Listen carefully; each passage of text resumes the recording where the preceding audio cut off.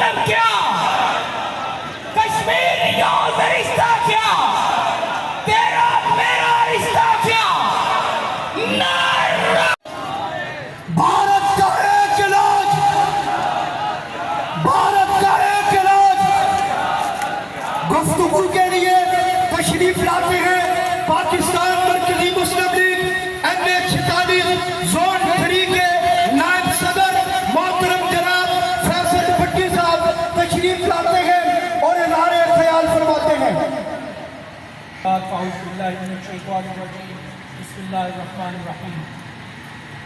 آج ہم لوگ جو یہ پریس کلب اسلام آباد میں اکٹھے ہوئے ہیں، یہ صرف اجتماع پریس کلب اسلام آباد کا نہیں ہے، پورے پاکستان میں اس طرح کے اجتماعات پاکستان مرکزی مسلم لیگ کے زیر اہتمام اور پاکستان کی سول سوسائٹی کے زیر اہتمام برپا کیے جا رہے ہیں، اور ان کا مقصد انڈیا کی کھلی آبی جاہلیت کو نامنظور کرنا ہے۔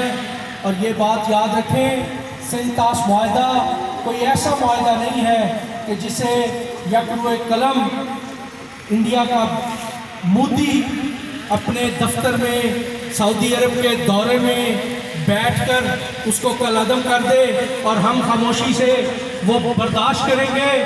وہ کیا میسیج دینا چاہتا ہے کہ امت مسلمہ کے دل میں بیٹھ کر، سعودی عرب ریاض میں انڈیا کی ایمبیسی میں بیٹھ کر وہ یہ پیغام دیتا ہے کہ امت مسلمہ کے ایک کلیدی ملک جو کہ ایٹمی طاقت ہے، جو 57 اسلامی ملکوں میں ایک واحد سپر پاور ہے، اور اس سپر پاور کے وہ سینے میں سنتاس کا خنجر گھونپے گا، اور یہ 25 کروڑ کی عوام کا ملک اور 57 اسلامی ممالک کا نمائندہ ایٹمی قوت خاموشی سے اس کا یہ ظلم اور جاہلیت برداشت کرے گی؟ قطعاً نہیں۔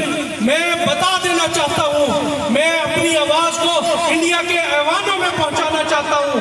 انڈیا کی ایمبیسی سن لے کہ جو جہاں سے جا رہے ہیں، جن کو انہوں نے 48 گھنٹے کا نوٹس دیا ہے کہ ہمارا مشن محدود ہو جائے گا، تو وہ یہ پیغام لے کر جائے کہ پاکستان کا بچہ کشمیر کا بچہ اس جاہلیت کے خلاف مجاہد بن کر کھڑا ہے۔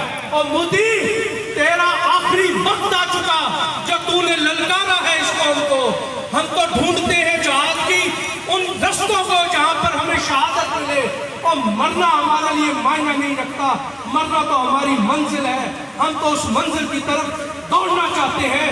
تو ہمیں موقع دے تو صحیح، تجھے ہم نے بھگا نہ دیا، تجھے ہم نے مار نہ دیا، تیرے ہم نے ٹکڑے نہ کیے، تو پھر کہنا کہ پاکستان کی مرکزی مسلم لیگ نہیں ہے۔